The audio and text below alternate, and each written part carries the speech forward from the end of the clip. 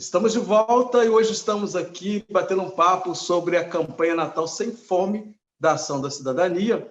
E no bloco anterior a gente estava conversando, né, sobre a problemática do Brasil ter voltado para o mapa da fome, de como a situação tem sido agravante nesse momento. Aí eu pergunto para vocês, como explicar a retirada do combate à fome das políticas no Brasil? Olha, eu vou dar a minha opinião, que talvez não seja nem a opinião da Ação da Cidadania, mas a opinião talvez mais pessoal, né?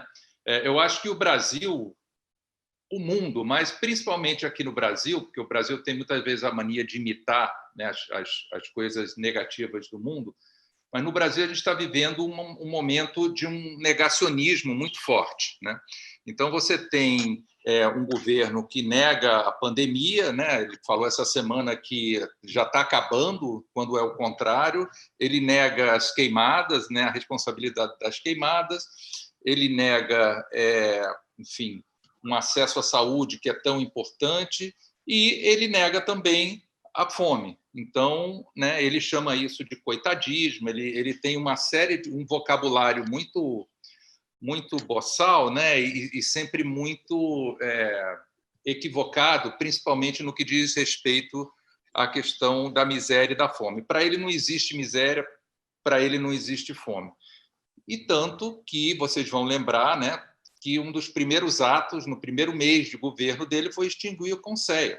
Então, uma pessoa, um governo que quer enfrentar a fome, que quer encarar a fome e resolver, porque entende que é um problema da população, principalmente a população mais vulnerável, ele não extingue o Conselho, ele, na verdade, fortalece o Conselho e fortalece as políticas públicas. E o que a gente tem visto, e essa é a minha opinião, né, de 2017 para cá, porque eu acho que isso começou no governo Temer, por um lado, que eu chamo de negacionismo, e, por outro lado, a coisa mais importante, né, necessária para você combater a fome, e que foi o que, de fato, nos tirou do mapa da fome, que é a vontade política, né? Se não existe uma vontade política, a gente não vai conseguir sair de novo desse mapa. Tudo o que a Ação da Cidadania faz, por exemplo, que não é pouca coisa, né? O que a gente arrecadou esse ano, digamos que sejam, sei lá,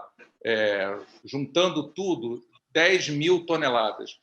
10 mil toneladas, para uma entidade da sociedade civil, é muita coisa. Para a fome, não é nada, é uma gota no mar, né?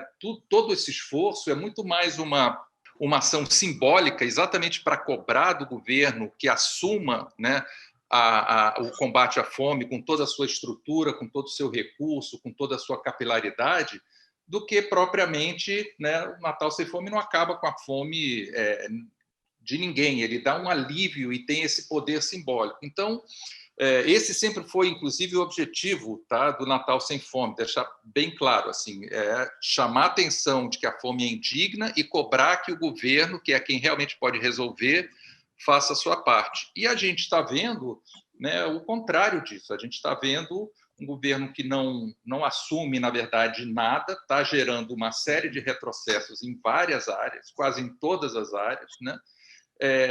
E aí, exatamente essa população que já está ali no limite, né, que já estava no limite, como a Rosana falou, em 2018, agora, em 2020, com a pandemia, ela está exatamente na pior situação possível. E aí, enfim, se você não tem a vontade política e se você não reconhece o problema, como que você vai enfrentar o problema, né? Então, para mim, é uma questão realmente de atitude, né?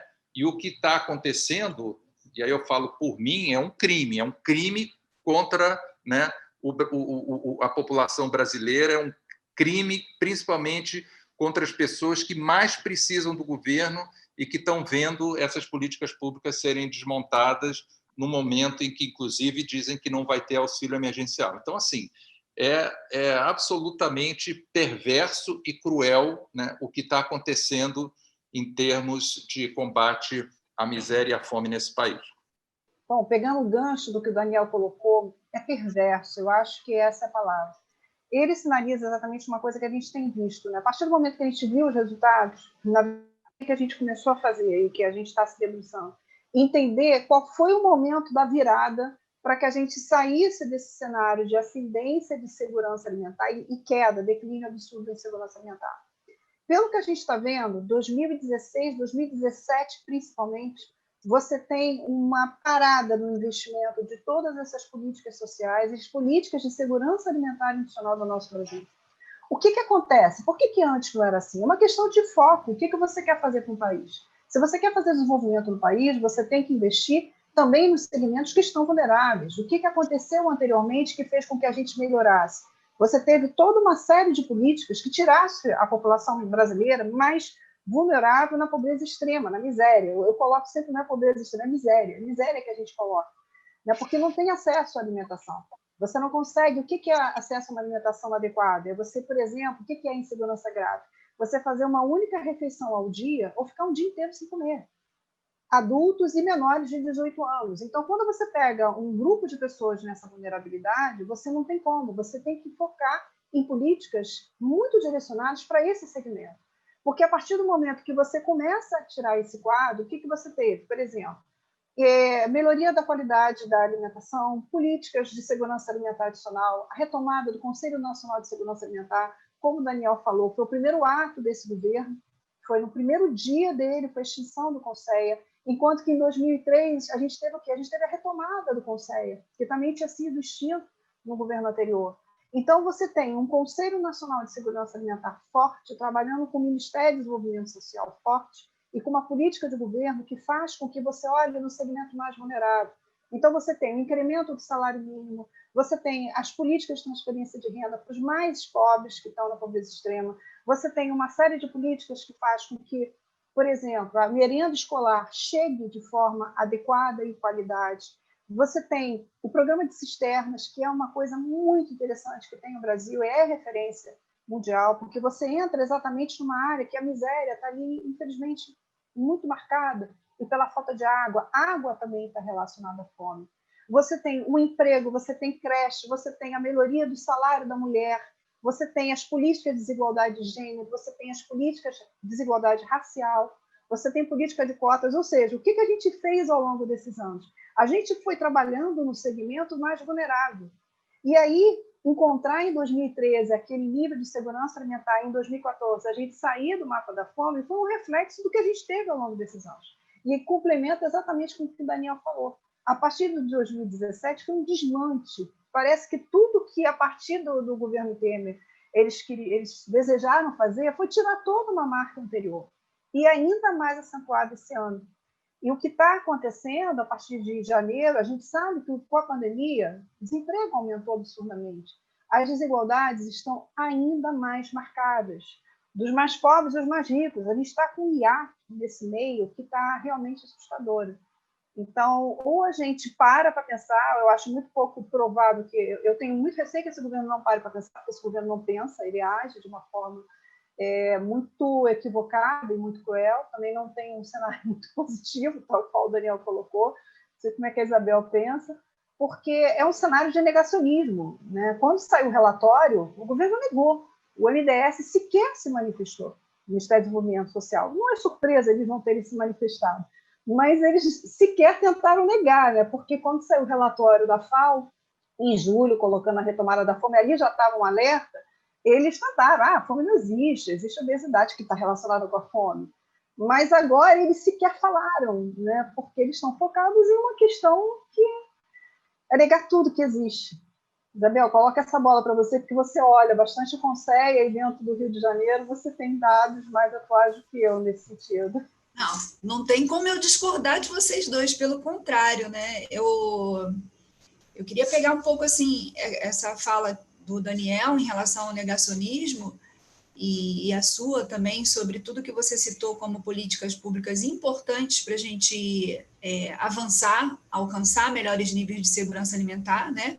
Políticas essas que vêm sendo desestruturadas e por isso a gente está nesse cenário de aumento de insegurança alimentar em todos os níveis. Quando a gente fala de fome e ouve os nossos atuais, né, ocupantes do executivo e muitos no legislativo também dizendo que não existe a fome e o que existe é a obesidade, eles acabam também não percebendo que a gente tem insegurança alimentar quando tem obesidade, né? Porque significa que essa pessoa não está tendo acesso ao alimento de qualidade e às políticas públicas de saúde, de assistência, porque a obesidade é um problema complexo, né? E agora, na pandemia, a gente percebe ainda mais a necessidade de acolher esse cidadão, né, com obesidade, porque ele também é um grupo de risco, né? Ele também evolui para os casos de maior gravidade quando são acometidos do vírus. Então, tratar da fome, tratar da segurança alimentar é também tratar essas pessoas, né? É também evitar que o sistema de saúde entre em colapso por diferentes motivos. E a gente no Conselho Rio, em especial agora durante a pandemia, nós intensificamos o nosso trabalho, entendendo enormemente a falta do Conselho Nacional, né? Desde a extinção do Conselho Nacional, nós não temos nenhum edital para política pública, nós não temos como acessar nenhum equipamento de segurança pública que a gente tinha antes, vários editais para banco de alimentos, para cozinha comunitária, enfim, para agroindústria, né, para diferentes equipamentos de segurança alimentar que poderiam nos ajudar no território, em loco, mais próximo à população, aos agricultores que produzem e aos cidadãos que precisam desses alimentos. Nós não temos mais como acessar nenhuma política pública, a não ser o programa de aquisição de alimentos, que teve uma redução muito grande de recursos, né? E agora tem um PA emergencial, e aí, parênteses, a gente tem dificuldade de acessar esse PA emergencial. Muitos agricultores estão com dificuldade porque não estão com a DAP ativa, e para ter DAP ativa precisa da EMATER e precisa do INCRA, e agora na pandemia eles não estão podendo ir nos territórios. Então, a gente tem muitos agricultores produzindo, mas que não conseguem ter o documento para poder acessar a política. E a outra política que todos nós consideramos a melhor política no campo da segurança alimentar, que é o PNAE, né? Um Programa Nacional de Alimentação Escolar, é reconhecido internacionalmente, muitos outros países já vieram aqui para compartilhar conosco essa experiência. E durante a pandemia, o Conselho Rio se reuniu de 15 em 15 dias justamente para tentar acompanhar mais de perto a execução do PNAE. E aí a gente percebe uma luta muito grande entre os gestores e o setor judiciário, alegando que não eram obrigados a fornecer esse alimento, alegando que o alimento só era para ser fornecido se a criança estivesse na escola e com a suspensão das aulas não era possível. E a gente alega que não, que é um direito humano, a alimentação adequada, que muitas dessas crianças e jovens que antes comiam na escola agora não tem nada para comer em casa, então é uma forma também de evitar, né, o aumento da fome para esse público. Enfim, e a gente chega a ter acesso ao Ministério Público, à Defensoria Pública, à Frente Parlamentar de Segurança Alimentar e Agricultura Urbana, com vereadores mais envolvidos com a pauta, nos ajudam a fazer audiência pública no município do Rio.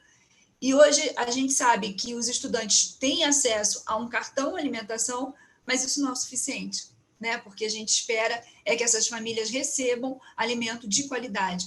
O que a gente espera é que o governo compre da agricultura familiar, como está previsto na lei. Pois ouvindo vocês, a gente percebe que o problema é bem maior do que a gente pode imaginar, né? Mas eu vou para mais um pequeno intervalo, mas é muito rápido. Continue com a gente, porque o papo está ficando cada vez melhor. Não existe desenvolvimento econômico válido se ele não serve para livrar as pessoas da fome.